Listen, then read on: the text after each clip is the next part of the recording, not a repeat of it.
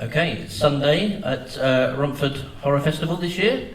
Joined by some of the filmmakers behind the short film showcase we've just had, another one. Can we introduce ourselves, your name, the name of the film and your role within it, and just a very, very brief, like 5 seconds, what your film was about, because we've seen a lot there, just to refresh everyone. Thank you. My name's Gary Hewitt. I was the writer-director of Haunted Henry, which was about the haunted Henry Hoover. Hi, I'm Shaun Munro. I did almost everything on Undertone, except compose the score, basically. And it's like a DIY cosmic horror film about a sound recordist who starts hearing sounds under their house. I'm Xavier Grehan, the writer and director for Night at Margrave Manor, and my film's about a guy who visits his girlfriend's family and some weird stuff starts happening. Hello, I'm Gabriel Bidwell-Smith, and I'm DOP for Night at Margrave Manor. I'm Harini, Santhan, the art director for A Night at Margrave Manor. Thank you very much. Let's talk about how the idea first came to you. To start with yourself, and we'll go along the line in terms of who wrote the stories.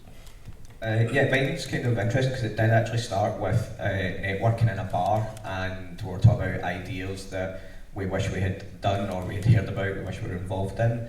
And the actress in the film said, "Oh, my friend had an idea about a haunted Henry Hoover," and I basically said, "If you can get me permission to direct that, you can star in it."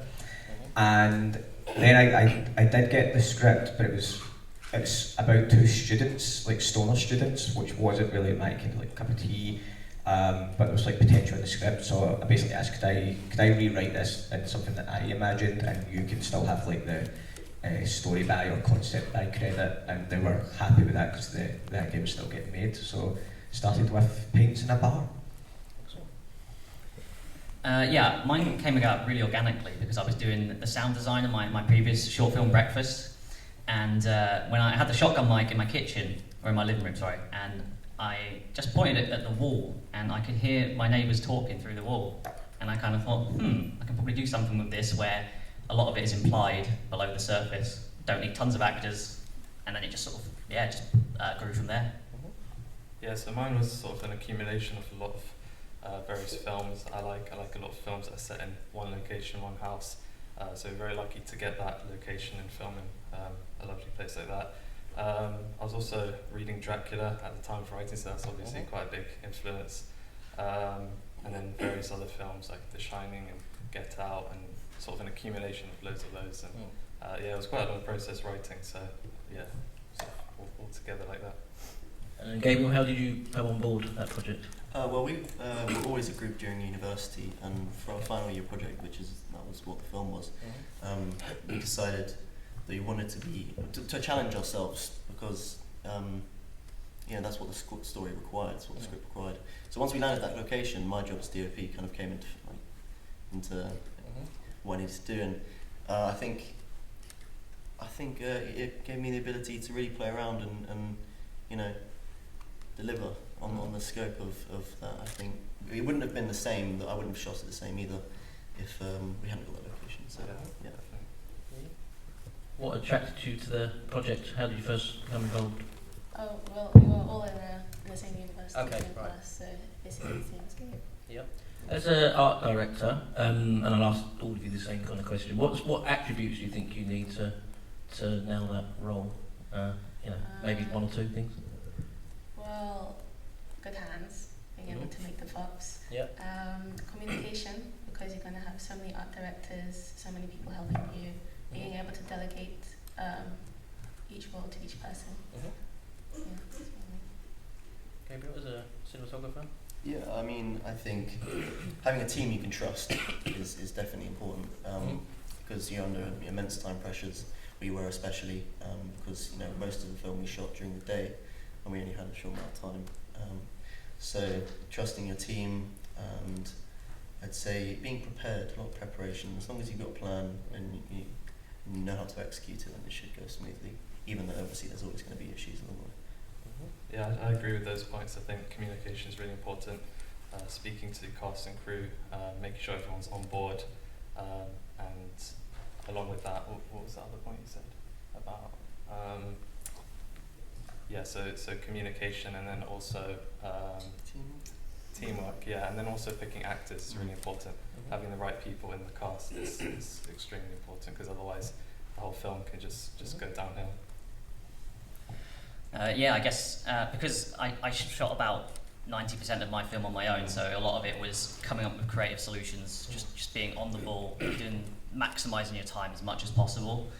But the communication, definitely teamwork. My wife helped out with like the dolly shots that I couldn't do myself, so that was great.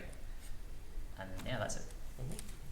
Yeah, I would just say, like, make sure the whole team understand the tone of the film, so that you're all trying to accomplish that same world.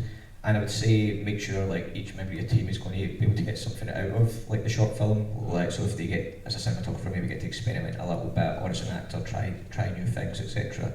So, for instance, the team that helped me make the Henry Hoover one, they usually work in like special effects, computer special effects.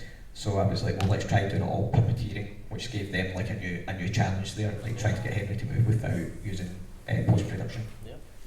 Let's start with you at this end, Gary. Can you think of a moment where you had to be creative, like you had an issue and you had to turn it into a solution creatively? Working with a Hoover.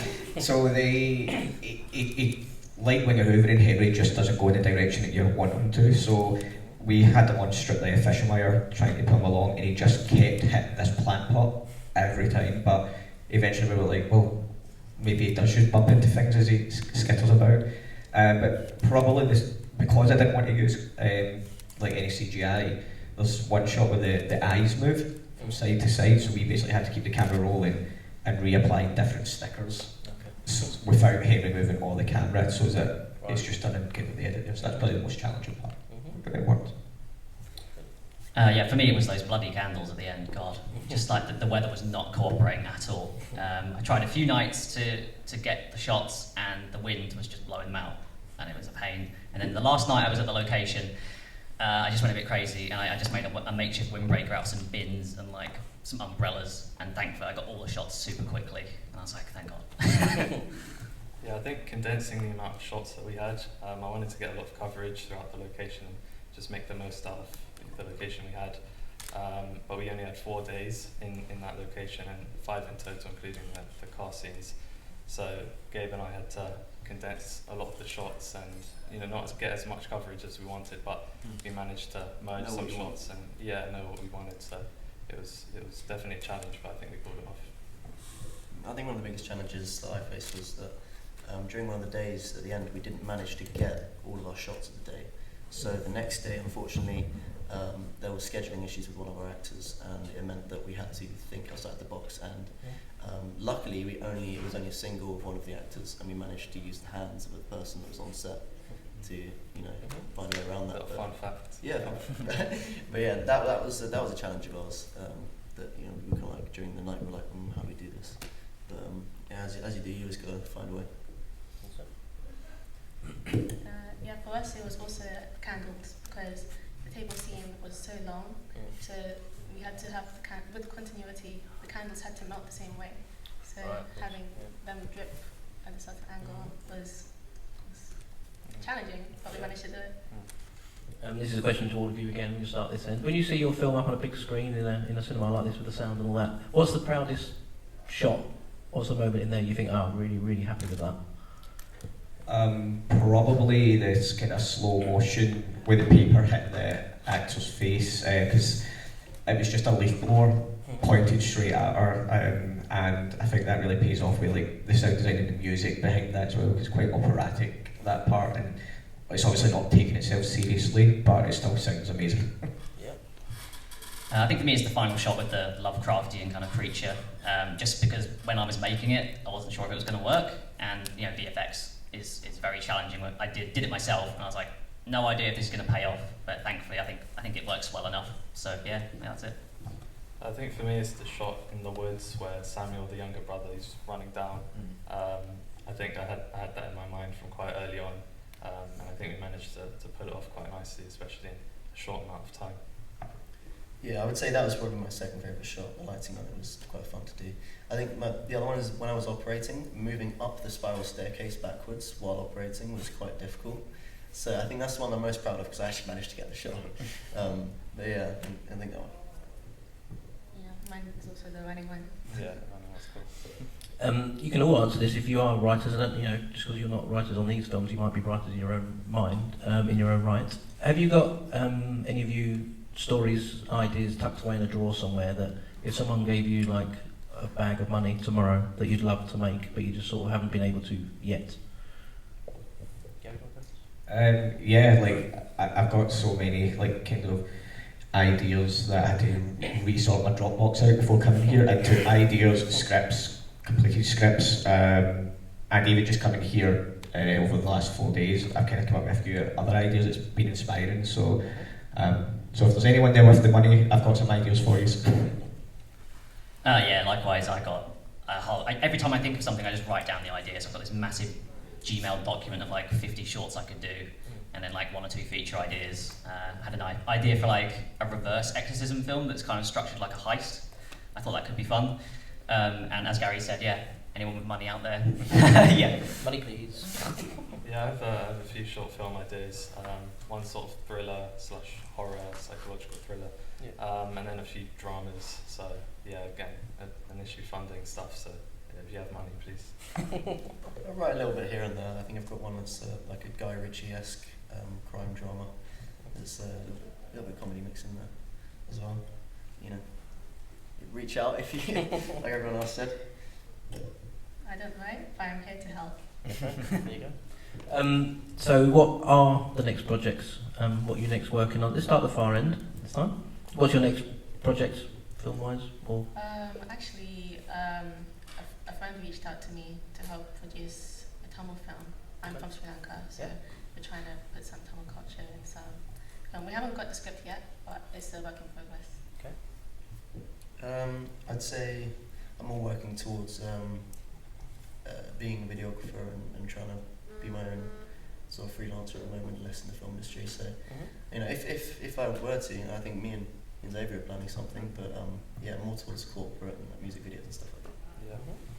Yeah, so I do a bit of videography work as well. But we've got just a psychological thriller sort of film. I've written it's a short script, like 5 to 10 pages. So possibly working on that, trying to get budget and all of that sorted. So yeah, still early days, but yeah. Yeah, I'm deep in prep at the moment on my 3rd short, which I won't say too much, but it's a horror film about agoraphobia, and it'll be my first film where I'm working with actual actors, which I'm quite excited about. So I might have a cameo in it, but I'm going to be behind the camera, which will be quite nice for me. I've got a short currently in post-production, which is like a horror movie to do with mental health, and Stephen Kerr, who's in the audience, is actually starring in it as well. So, yeah. fantastic. Look forward to all those projects. Wish you luck with them. Thank you for submitting your film. Congratulations on them, and thank you for joining us and answering the questions. Thank you. A round of applause, please. Thank you.